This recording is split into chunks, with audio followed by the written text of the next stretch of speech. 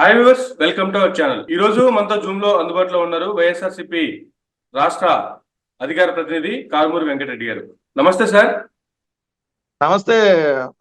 అట్లానే మైరా మీడియా ప్రేక్షకులందరికీ అమర్ గారు నమస్కారాలు. Thank you sir, thank you very much అండి.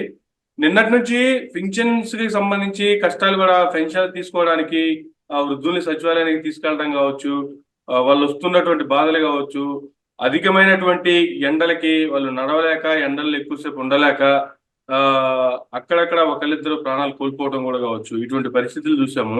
ఈ పరిస్థితి గల కారణాలు, వీటి మీద ప్రతిపక్ష నేతలు చేస్తున్నటువంటి కామెంట్లు. జగన్మోహన్ రెడ్డి గారు ఆ ఎలక్షన్స్ కి బాబాయిని అడ్డు పెట్టుకున్నారు. ఈనాడు అవ్వాతాతలను అడ్డు పెట్టుకుని పెన్షన్ల రూపంలో మనుషుల ప్రాణాలతో శవరాజకీయాలు చేస్తున్నారు అనేటువంటివి చంద్రబాబు నాయుడు గారు ఒక పక్కన ఆరోపిస్తుంటే, మరో పక్క పవన్ కళ్యాణ్ గారు ఎక్స్ వేదికగా ఆయన ఒక ట్వీట్ చేశారు. సినిమా టికెట్లు అధికారులు పెట్టి అమ్మించారు కదా, ఈ ఫంక్షన్స్ మాత్రం అధికారుల చేత ఇప్పించలేకపోతున్నారా అని చెప్పి సిఎస్ మీద ఆయన ఒక సీరియస్ ట్వీట్ అయితే పెట్టడం కూడా జరిగింది. ఏం చెప్తారు రెడ్డి గారు ఈ కామెంట్లకు సంబంధించి, జరుగుతున్న పరిస్థితులకు సంబంధించి? శవాలని చూసి ఆనందపడటం అనేది చంద్రబాబు నాయుడు గారి మెంటాలిటీ. ఆ శవాలను చూస్తే చంద్రబాబు నాయుడు గారికి ఊపు వస్తుంది. ఎందుకంటే ముఖ్యమంత్రిగా చంద్రబాబు నాయుడు గారు ఉన్నప్పుడు గోదావరి పుష్కరాలలో 29 మందిని స్పాట్ లో అక్కడికక్కడే పొట్టన పెట్టుకున్నటువంటి దుర్మార్గుడు చంద్రబాబు నాయుడే కదా. దేనికోసం? బోయపాటి శ్రీను అనేటటువంటి ఒక డైరెక్టర్ షార్ట్ ఫిలిం షూటింగ్ కోసం గేట్లు వేసేసి మరి అక్కడ బంధించేసి ఆ జనాల్ని 29 మంది చనిపోవటానికి కారణం ఇదే చంద్రబాబు నాయుడు కదా. కందుకూరులో ఇరుకు రోడ్డులో, చిన్న రోడ్డులో ఒక 1000-2000 మంది పట్టేటటువంటి ప్లేస్ లో ఒక మీటింగ్ పెట్టి తొక్కిసలాట జరగటానికి కారణం, ఆ రోజు 7 ప్రాణాలు పోవటానికి కారణం ఇదే దుర్మార్గుడైనటువంటి చంద్రబాబు నాయుడే కదా.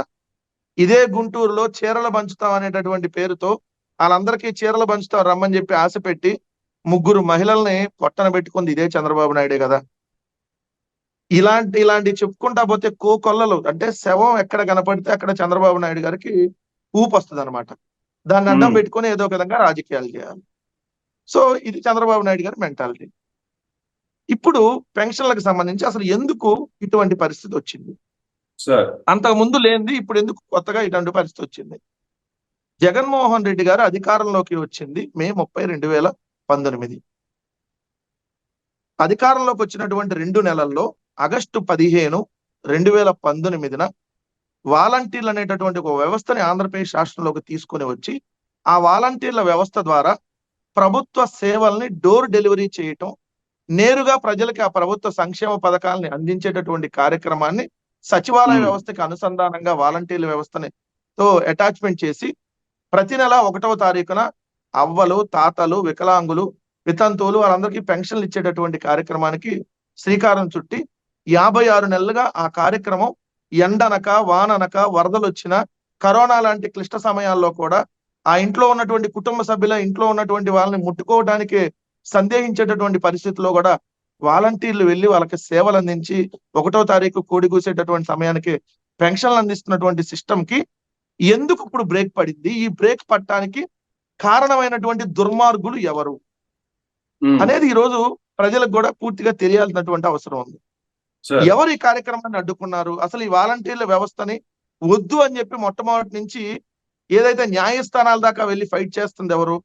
చంద్రబాబు నాయుడు, వాళ్ళ దత్తపుత్రుడైనటువంటి పవన్ కళ్యాణ్, చంద్రబాబు నాయుడు మనుషులైనటువంటి నిమ్మగడ్డ రమేష్ కుమార్ అండ్ ఎక్సెట్రా.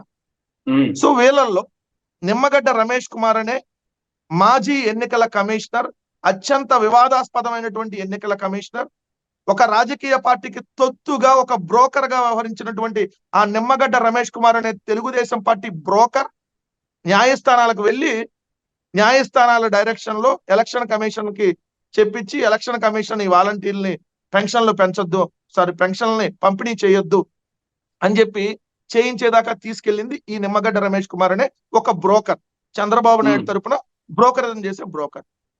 ఈ బ్రోకర్ ఈ రోజు పేదవాడికంట వెళ్ళి వాలంటీర్లు వెళ్ళి సంక్షేమ పథకాలు అందించకూడదంట. ఏమి సార్ ఎన్నికలు వస్తే పెన్షన్లు ఇవ్వకూడదా?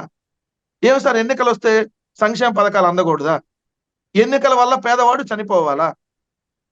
ఏం సార్ వాలంటీర్లు పెన్షన్లు పంపిణీ చేస్తే ఏ ఏ ఏ విధంగా వాళ్ళు ప్రభావితం చేస్తారని వీళ్ళు అడుగుతున్నారు కదా.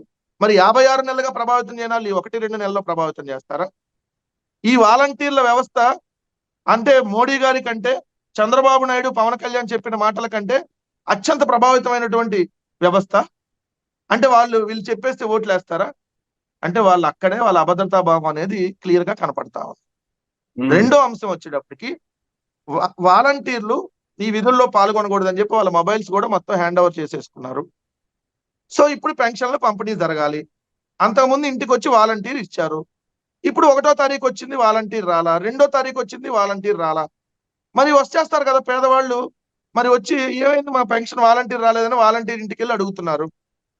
ఎవరైతే కొంచెం తిరగలిగిన వాళ్ళు, లేదమ్మా మేము మా ఫోన్లన్నీ హ్యాండ్ ఓవర్ చేసాం, మేము విధుల్లో లేవు, మమ్మల్ని తీసేశారు అని వాలంటీర్లు చెప్పినప్పుడు వాళ్ళు అక్కడ ఉన్నటువంటి సచివాలయానికో లేదంటే మండల పార్టీ ఆఫీసులకో వెళ్ళారు.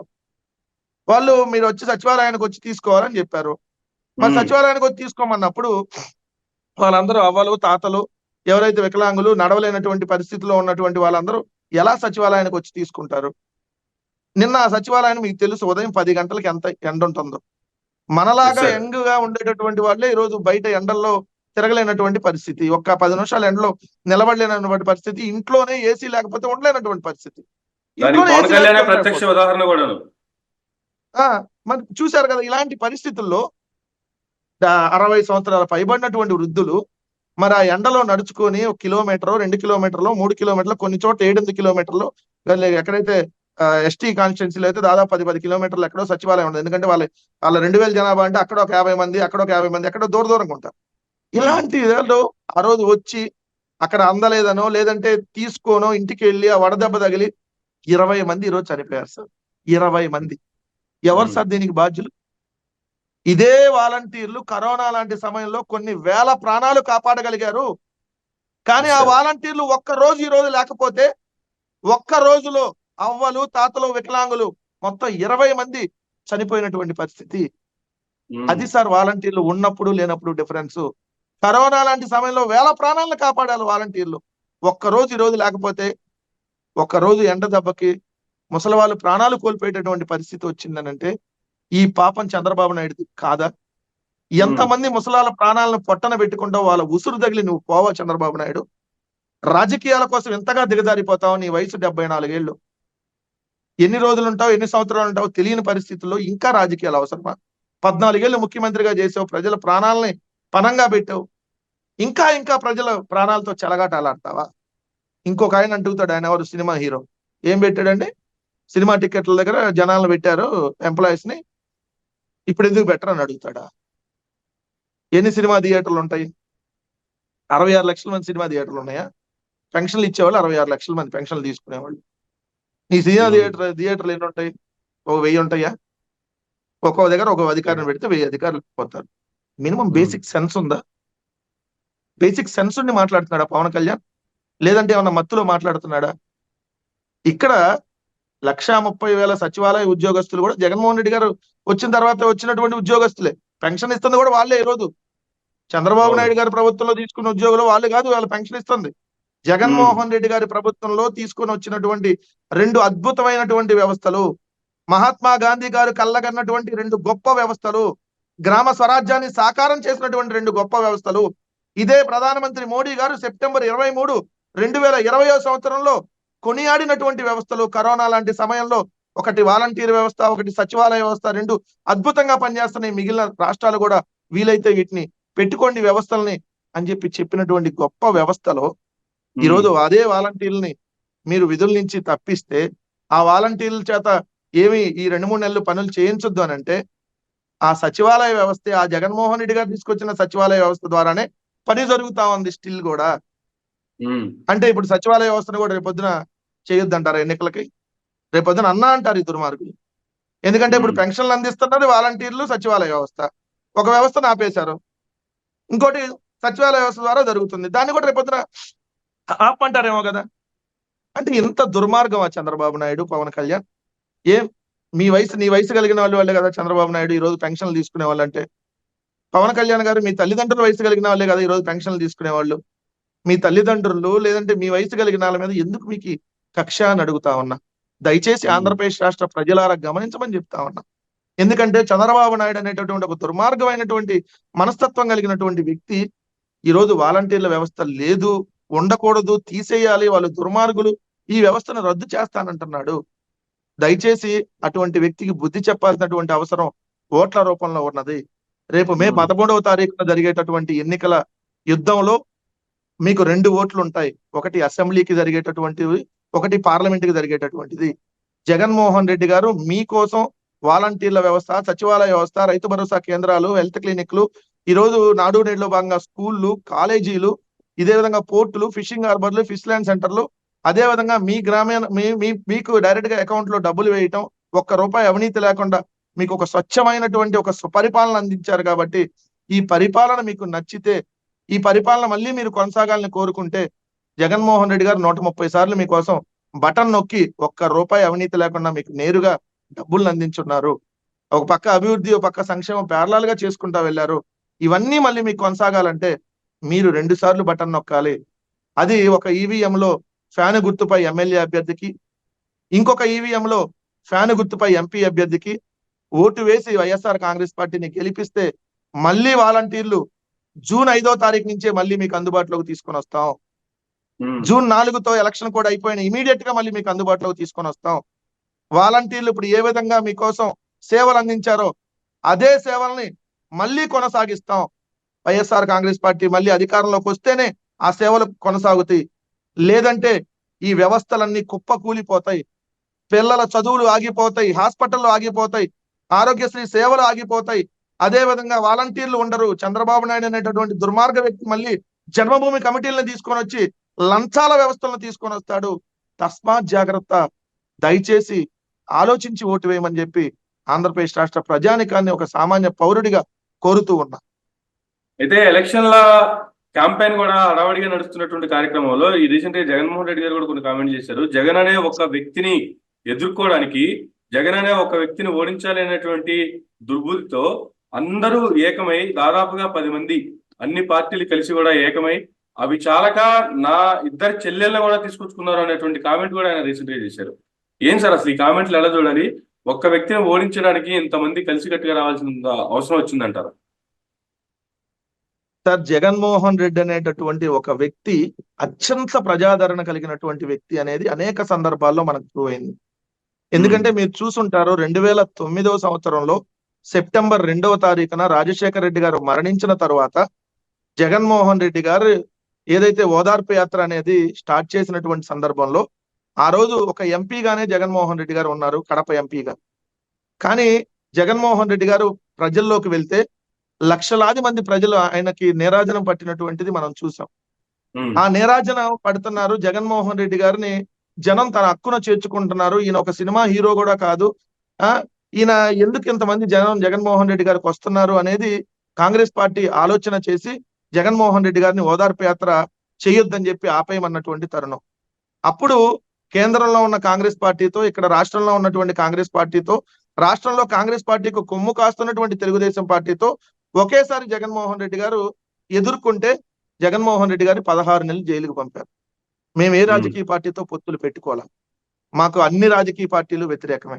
ఎందుకంటే మేము ఏ రాజకీయ పార్టీతో ఎప్పుడు ఫ్రెండ్షిప్ చేయలేదు కాబట్టి, ఎవరితో మేము సీట్లు పంచుకోలేదు కాబట్టి. అదే మేము వాళ్ళతో సీట్లు పంచుకుంటే మాతో వాళ్ళు ఫ్రెండ్షిప్ చేసేవాళ్ళు. మేము సింగిల్ గానే వెళ్తాం అనేది మా నినాదంగా ముందు నుంచి విన్నాము. అందుకని మాకు కాంగ్రెస్ పార్టీ వ్యతిరేకమే, బీజేపీ పార్టీ వ్యతిరేకమే, తెలుగుదేశం పార్టీ వ్యతిరేకమే, జనసేన అనే పార్టీ వ్యతిరేకమే, సిపిఐ వ్యతిరేకమే, సిపిఎం వ్యతిరేకమే, ఎక్సెట్రా ఎక్సెట్రా అన్ని రాజకీయ పార్టీలు మాకు వ్యతిరేకమే. అంటే జగన్మోహన్ రెడ్డి గారు ఒక్కటే ఒక party, YSR Congress party. YSR Congress party versus all parties. మాకు అక్కడ ప్రత్యర్థులు మారుతూ ఉంటారు, కలుస్తూ ఉంటారు, పెరుగుతూ ఉంటారు.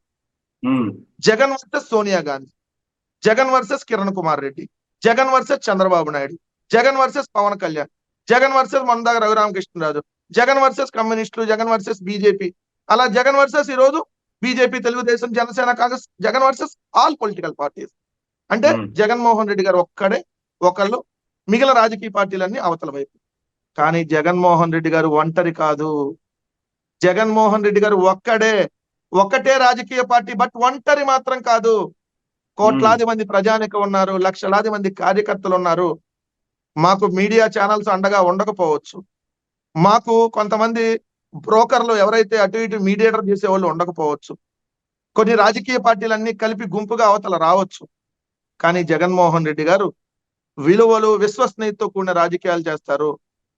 చెల్లిని అడ్డం పెట్టుకొని వాళ్ళు చెల్లిని ఉపయోగించి మా మీద ప్రయోగించవచ్చు, మా మీద రకరకాలుగా ఎలిగేషన్ చేయించవచ్చు రాజకీయంగా మమ్మల్ని దెబ్బ కొట్టాలని చెప్పి. కానీ జగన్మోహన్ రెడ్డి గారు ప్రజల కోసం పనిచేశారు, ప్రజల కోసం ఉన్నారు. ఎప్పుడు ఇచ్చిన మాటను తప్పల, అందరికీ మంచి చేయాలనేటటువంటి ఆలోచనతో ఉన్నారు. అలానే చేసుకుంటా వెళ్ళారు. ఆ మంచి కొనసాగాలంటే ఓటు వేయమంటున్నారు. సో క్లియర్ గా జగన్మోహన్ రెడ్డి గారు వర్సెస్ ఆల్ పొలిటికల్ పార్టీస్ తో జరుగుతున్నటువంటి యుద్ధం. బట్ జగన్మోహన్ రెడ్డి గారికి పైన భగవంతుడు ఆశీస్సులు, కింద ప్రజానికం ఆశీస్సులు ఉన్నది కాబట్టి మా వైపు ప్రజలు ఉన్నారు, వాళ్ళ వైపు పొలిటికల్ పార్టీస్ ఉన్నాయి. ప్రజలకి పొలిటికల్ పార్టీస్ కి జరిగేటటువంటి యుద్ధం. ప్రజల వైపు, పేద ప్రజల వైపు ఉన్నటువంటి వ్యక్తిగా జగన్మోహన్ రెడ్డి గారు ఒకవైపు, పెత్తందారుల రాజకీయ పార్టీలు, పెత్తందారులకి కొమ్ము కాసేటటువంటి వాళ్ళు అవతల వైపు. విలువలో విశ్వసనీయత కలిగినటువంటి వ్యక్తిగా యువతల వైపు జగన్మోహన్ రెడ్డి గారు. విలువలు అంటే ఏంటి, విశ్వసనీయత అంటే ఏంటి, అట్లాంటి అసలు పదాలు ఉంటాయా అని చెప్పి చెప్పేటటువంటి వ్యక్తులు అవతల వైపు. సో ఈ యుద్ధంలో ఖచ్చితంగా మంచి చేసిన వాళ్ళకి భగవంతుడు ఆశీస్సులు ఉంటాయి, ప్రజల ఆశీస్సులు ఉంటాయి. కాబట్టి జగన్మోహన్ రెడ్డి గారి వైపే మళ్ళీ ప్రజానికం ఉన్నారు. వీళ్ళు ఎన్ని రకాల కుట్రలు పన్నినా, ఎన్ని రకాలుగా మా మీద దుష్ప్రచారం చేసినా ప్రజలు వాటిని నమ్మేటటువంటి పరిస్థితి లేరు. మేము ఒక మంచి ప్రభుత్వంగా, ఒక మంచి సుపరిపాలన 5 ఏళ్లు మేము అందించున్నాం. ఈ పరిపాలన మళ్ళీ ప్రజలు కొనసాగాలని కోరుకుంటున్నారు. రెండోసారి కూడా మళ్ళీ జగన్మోహన్ రెడ్డి గారు ముఖ్యమంత్రిగా జూన్ నెలలో ప్రమాణ స్వీకారం చేయబోతాం. అత్యంత ప్రజాదరణ కలిగినటువంటి నాయకుడిగా మీరు చెప్తూ ఉన్నారు. కానీ ప్రతిపక్షాలు చూసుకున్నా, లేదు ఎల్లో మీడియా చూసుకున్నా, లేదు ఎల్లో ప్రింట్ మీడియా చూసుకున్నా కూడా జగన్మోహన్ రెడ్డి గారి సభల్లో జనాలు రావడం కరువైపోయింది. సభకి జగన్ గారు వచ్చే కంటే ముందే సగం మంది వెళ్ళిపోతున్నారు, రాగానే సగం మంది వెళ్ళిపోతున్నారు అని మాట్లాడుతున్నారు. కానీ పూర్తిగా ప్రాంగణం అంతా ఖాళీ అయిపోతుంది. ఈవెన్ మహిళలు అయితే బస్సుల్లోంచి దిగడానికి కూడా ఇష్టపడట్లేదు. ఇది వాళ్ళు చేస్తున్నటువంటి ప్రచారం. ఏందంటారు, ప్రచారానికి రియాలిటీకి తేడాలు ఉన్నాయా? ఈ రకమైనటువంటి ప్రచారం చేయడానికి గల కారణాలు అంటే ఏం చెప్తారు సార్? నేను ఒకటైతే క్లియర్ గా చెప్తా, జగన్మోహన్ రెడ్డి గారి సభలకు జనాలు వస్తున్నారా లేదా అనేది ఎవరైతే రాస్తున్నారో వాళ్ళు వచ్చి చూడమంటున్నారు. దగ్గరికి వచ్చి హైదరాబాద్ లో కూర్చొని రాయటం కాదు, ఆ జన సునామీలోకి వస్తే మళ్ళీ మీరు హైదరాబాద్ వెళ్ళటం కూడా ఉండదు, కొట్టుకుపోతారు. ఒకసారి వచ్చి చూడమంటున్నా. జగన్మోహన్ రెడ్డి గారు అంటేనే జనం సార్, జనం అంటేనే జగన్మోహన్ రెడ్డి గారు. జనం కోసం జగన్, జగన్ కోసం జనం, అదే మా క్యాప్షన్. సో మాకు జనాలు రాకపోవటం ఏంది? సిల్లీగా మాట్లాడతాడు, ఆ మాట్లాడినాడు ఎవడో గానీ. వాళ్ళు రాస్తారు. ఆ పత్రికలకి ఏం పని? ఆ పత్రికలు చంద్రబాబు నాయుడుకి బ్రోకరేజం చేసే పత్రికలు. వాడు ఏం రాస్తాడు? జనాలు లేరని రాస్తాడు. జనాలు లేకపోతే మా 150 సీట్లు వచ్చినాయా? జనాలు లేకపోతే ప్రతి ఎన్నికల్లో మేము గెలుస్తున్నావా? జనాలు లేకపోతేనే ట్రాఫిక్ జామ్ అయిందని రాస్తున్నారు మళ్ళీ అదే పత్రికలో. జనాలు రాకపోతేనే ఎంతమంది బస్సులు తీసుకుంటున్నారండి, ఆ బస్సుల కోసం అవస్థలు పడుతున్నారని రాస్తున్నారా? 1500 బస్సులు మళ్ళా అసలు రాయడానికి బస్సులో తరలించారని వాళ్ళే చెప్తారు, కానీ జనాలు లేరని వాళ్ళే చెప్తారు. అంటే మీరు అన్నట్లుగా 1500 బస్సులో జనాలు వెళ్ళారని రాస్తారు, 1500 బస్సుల్లో జనాలు వెళ్ళారని రాస్తారు, మళ్ళీ జనాలు వెళ్ళలేదని రాస్తారు. అంటే వాళ్ళకి గజనీ లాగా అది గుర్తుండదు అనమాట. గుర్తుండదు. ఎందుకు గుర్తుండదు? వాళ్ళు పెద్ద బ్రోకర్లు కదా, పత్రికలు నడిపే యాజమాన్యమే పెద్ద బ్రోకర్లు. సో వాళ్ళకి అన్ని గుర్తుంటాయి. కానీ తప్పుడు ప్రచారం చేయాలి. తప్పుడు ప్రచారం చేసి ఏదో జగన్ గారికి ఆదరణ లేదని చూపించాలి. అరే ఆదరణ ఉంది కాబట్టే కదా సింగిల్ గా వస్తున్నాం. ఇలా కాలర్ పైకి ఎగరేసి ఎస్ జగన్మోహన్ రెడ్డి గారి ప్రభుత్వంలో మంచి జరిగిందని గర్వంగా చెప్తున్నాం. జగన్మోహన్ రెడ్డి అనే ఒక మగాడిని ఎదుర్కోవడానికి మీ తేడాగాళ్ళందరూ ఒక బ్యాచ్ గా వస్తుంది దేనికని అడుగుతున్నాం. మాకు ఆ ప్రజాదరణ లేకపోతే మీరు సింగిల్ గా ఎందుకు రావట్లేదని అడుగుతున్నాం. దానికి సమాధానం చెప్పలేరు. సో జగన్మోహన్ రెడ్డి గారికి అత్యంత ప్రజాదరణ ఉంది. మా ఓటింగ్ శాతం 2014 కంటే 19లో పెరిగింది. 19 కంటే 21, 22లో జరిగిన స్థానిక సంస్థల ఎన్నికల్లో పెరిగింది. రేపు 24లో ఎంతకంటే పెరిగి మేము 151+ అంటే దాదాపుగా 175 సీట్లకి రీచ్ గా మేము గెలవబోతున్నాం అనేది మాత్రం స్పష్టంగా చెప్పదలుచుకో. ఒకసారి పవన్ కళ్యాణ్ గురించి మాట్లాడుకుంటే, ప్రచారానికి సంబంధించి 2 రోజులు వచ్చారు. 2 రోజుల ప్రచారంలోనే హై ఫీవర్ అని చెప్పి మళ్ళీ హైదరాబాద్ వెళ్ళిపోయారు. మళ్ళీ 3 రోజులకు వచ్చారు. మరలా హెల్త్ ఇష్యూస్ తో 2 రోజులు తిరిగి అర్ధాంతరంగా పర్యటన కూడా ముగించుకొని మరలా వెనక్కి వెళ్ళిపోయారు. ఈ మధ్యలోనే మరలా మా కోసం వైఎస్ఆర్సీపీ మూకలు కొన్ని మా మీద దాడి చేయడానికి వస్తున్నాయి, నా మీద నా కార్యకర్తల మీద బ్లేడ్ తో దాడి చేస్తున్నారు, బ్లేడ్ బ్యాచ్ ఒకటి దిగింది, వైఎస్ఆర్సీపీ నా ప్రాణాలు తీయాలని చూస్తుంది, ఇటువంటి కామెంట్లు చేస్తూ ఉన్నారు. అంటే ఇవన్నీ సింపతి కోసమా, లేదంటే ఇటువంటి కామెంట్లు చేస్తే ఓట్లు పడతాయి అంటారా? ఎలక్షన్ టైంలో కూడా ప్రచారానికి తిరగలేనటువంటి పరిస్థితుల్లో లేదా ప్రచారానికి వచ్చి ఏం చెప్పడానికి లేదు కాబట్టి హెల్త్ ఇష్యూస్ అడ్డుపెట్టుకొని 2 రోజులు వచ్చి 4 రోజులు రెస్ట్ కోసం వెళ్ళిపోతున్నారంటారు. అసలు ఏం జరుగుతుందంటారు? ఈ రాజకీయాలను ఎలా చూడాలంటారు? కాదండి, ఏంటి పవన్ కళ్యాణ్ తిరిగే చెప్పండి. వారాహి యాత్ర ఎప్పుడు 5 నెలల క్రితం దాన్ని మూలన పడేశారు వెహికల్. మళ్ళీ మనం మొత్తం నీట్ గా తుడిసి కడిగి మనం మళ్ళీ బయటికి తీసుకొని వచ్చారు. మళ్ళీ 2 రోజులు తిరిగాడు. మళ్ళీ 4 రోజులు హైదరాబాద్ లో వెళ్ళి ఫామ్ హౌస్ లో పడుకుంటాడు. ఆయన ఏంది మమ్మల్ని చేసేది నాకు అర్థం కాల. రెండో అంశం వచ్చేటప్పటికి ఆయన ఏమంటాడు, బ్లేడ్లు పెట్టి కోస్తున్నారు అంటారు. ఎక్కడ కోసారు? చెప్పుకోలేని దగ్గర కోసారా? కొత్తే కనపడిద్దిగా, కొత్తే సొక్కాగా చినగాలగా. ఏ ఊర్లో కోసారు? ఎక్కడ కోసారు? అంటే చెప్పుకోలేని దగ్గర ఎవరన్నా చెప్పుకోలేని వాళ్ళు కోసారా? నువ్వు అసలు రాజకీయ నాయకుడివేనా? రాజకీయ నాయకుడికి ఉన్న లక్షణాలు నీకు ఒక 1% అన్నాయా? నువ్వు దేట్ దిమాకు ఏదో అంటారు చూడండి ఒకటి, నాకైతే క్లారిటీకి రావట్లే వాడు. అసలు దిమాకుండి మాట్లాడుతున్నావా? అంటే బ్లేడ్లు పెట్టి కోస్తున్నారంట. ఎవడు కోస్తాడు? నీ జనసేనలో ఉన్న జేబు దొంగలు కోస్తారు. నీ జనసేన మీటింగ్ ఎక్కడ జరిగితే ఎమ్మటి ఆ రోజు పోలీస్ స్టేషన్ లో సార్ మా జేబులు కొట్టేశారని ఎక్కువ కంప్లైంట్లు ఉంటాయి. వాళ్ళు కంప్లైంట్లు ఉంటాయి. ఎందుకు? నీ దగ్గరకు వచ్చే బ్యాచ్ అంతా అదే. మీ వాళ్ళు ఏం చేస్తారు? సినిమా థియేటర్లకు వెళ్తే సీట్లు పరాపర కోస్తారు. బీర్ బాటిల్ తీసుకెళ్లి అక్కడ పరాపర సీట్లు కోస్తారు. సైలెన్సర్లు తీసి రోడ్ల మీద విన్యాసాలు చేస్తారు. ఎవరైనా ఎయిర్పోర్ట్కి వెళ్తే పద్ధతిగా వెళ్ళి చెక్ ఇన్ అవుతారు. మీ వాళ్ళు ఏం చేస్తారు? ఎవడన్నా వస్తుంటే వాళ్ళ మీద దాడులు చేస్తారు, అవి విసిరేసి. నీ బ్యాచ్ అంతా అదే ఉంటది కదా. నీ జేబులో 10,000 20,000 కొట్టేయడానికి ఎవడన్నా వచ్చాడు మీ జనసేనాడు? అంతకంటే ఏమొస్తారు? అసలు నీకు బ్లేడ్ తో కోస్తున్నారు అంటే ఏం లేదు. ఇవన్నీ చూపించి నేను ప్రజల్లో తిరగలేను, నాకు సెక్యూరిటీ రీజన్స్ అయ్యి అని చెప్పి ఇంట్లో పడుకోవడానికి వేసేటటువంటి యాశాలు కాకపోతే ఏంది ఇది? సరే, ఎవడన్నా నేను అంటున్నప్పుడు చిన్నగా పవన్ కళ్యాణ్ బ్లేడ్ పెట్టి ఎవడన్నా కోసారనుకో, కంప్లైంట్ ఇస్తారుగా? ఇస్తారా ఎవరు? చెప్పండి సార్. మిమ్మల్ని కోస్తే మీరు కంప్లైంట్ ఇవ్వరా? నన్ను కోస్తే నేను కంప్లైంట్ ఇవ్వనా? అంతే కదా. పవన్ కళ్యాణ్ సెక్యూరిటీని బ్లేడ్లు పెట్టి తెంపారంట. ఇచ్చారా కంప్లైంట్ ఎప్పుడన్నా? మీకు ప్రాణహాని ఉంటే కంప్లైంట్ ఇచ్చారా ఎప్పుడన్నా? ఇప్పుడు మీకు మీటింగ్లు వచ్చినప్పుడు ఇవన్నీ గుర్తొస్తాయి. ఎందుకంటే ఆ పిచ్చి సైకోలు కొంతమంది ఉంటారు. వాళ్ళు మరి ఎందుకు ఆ విధంగా సైకోలాగా తయారయ్యారో, ఆ పవన్ కళ్యాణ్ ఏం చెప్పినా కూడా వాళ్ళకి ఎక్కదు. వాళ్ళు మంచి నిషాలా ఉంటారు ఎప్పుడు. ఆ నిషాలా ఉండే వాళ్ళకి ఎక్కదు కదా. పవన్ కళ్యాణ్ నిషాలా ఎట్లా ఉంటాడు, వీళ్ళు ఆ నిషాలా ఉండే వాళ్ళకి ఎక్కదు. అది ఎక్కడాలు ఏం చేస్తారు? పవన్ కళ్యాణ్ ఎవరు మనల్ని ఆపేది అనగానే వీళ్ళు వెళ్ళి సినిమా థియేటర్లో బద్దలు కొట్టడం, వెళ్ళి దాడులు చేయడం చేస్తారు. తర్వాత ఆ నిషా దిగిన పోలీసులు అరెస్ట్ చేస్తారు కదా, అప్పుడు తేరుకుంటారు. ఎందుకంటే అప్పుడు దాకా వీళ్ళకి ఏం చేస్తున్నారో అర్థం కాదు. అట్లానే వీళ్ళందరినీ రెచ్చగొట్టడానికి, అమ్మో పవన్ కళ్యాణ్కి ప్రాణహాని ఉందంటే, ఎవడు ప్రాణహాని సార్?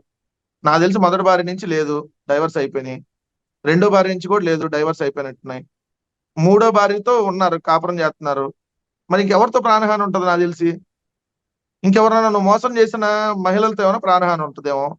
అయ్యి నువ్వే చెప్పాలి. ఉంటే కంప్లైంట్ ఎవరి మీద ఎవరితో ప్రాణహాని ఉందో.